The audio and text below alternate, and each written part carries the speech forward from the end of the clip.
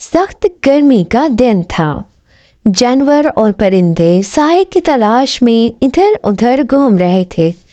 वही इंसान भी अपने अपने घरों में छुपकर शाम होने का इंतजार कर रहे थे। और यही वजह थी कि बादशाह की तबीयत नासाज रहने लगी। इस मुल्क का नाम शादाबाद था, क्योंकि वहाँ सब लोग खुशहाल और आराम चैन से आबाद थे। बादशाह के दिन ब दिन बिगड़ती हुई सूरत हाल को देखकर हकीमों और तबीबों ने बादशाह को सैर व तफरीह का मशवरा दिया।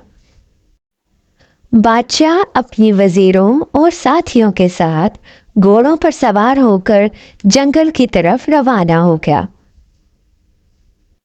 सल्तनत के सभी लोग बादशाह की सेहत के लिए परेशान और जल्द सेहत याबी के लिए दुआगो थे। बादशाह घूमता फिरता एक ऐसी बस्ती में पहुंच गया जो बहुत खूबसूरत थी। इस बस्ती में जगह जगह फलों के बेशुमार दरख्त और जंगली फूलों के खुशनुमा पौधे थे।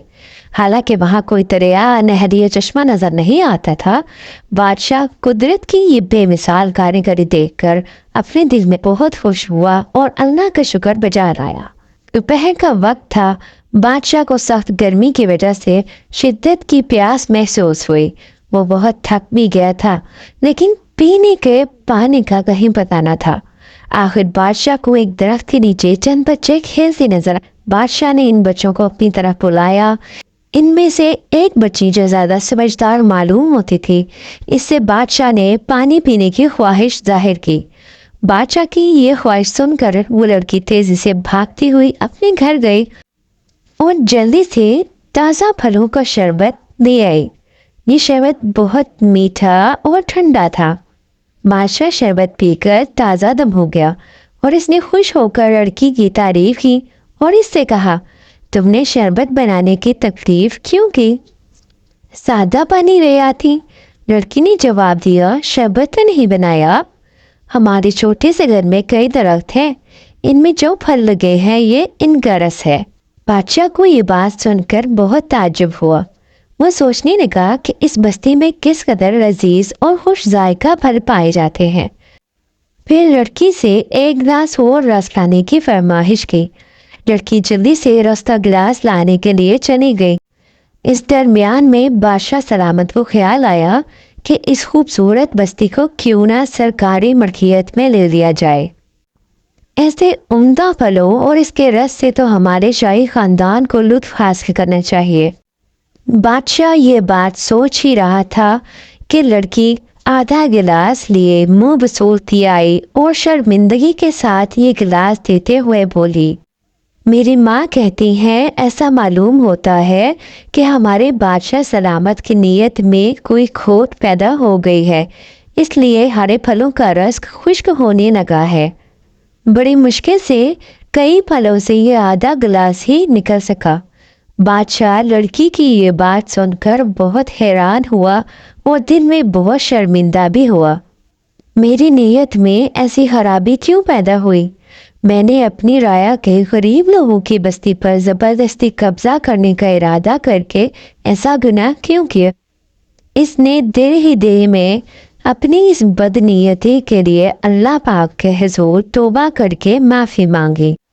फिर बादशाह ने लड़की की इस बात को आजमाने के लिए देखूं फिर किसमें कहाँ तक सच्चाई है, लड़की से कहा, अच्छा एक बार फिर कोशिश करो। कुछ ज़्यादा रस निकल आए और मेरी प्यास बुझ जाए।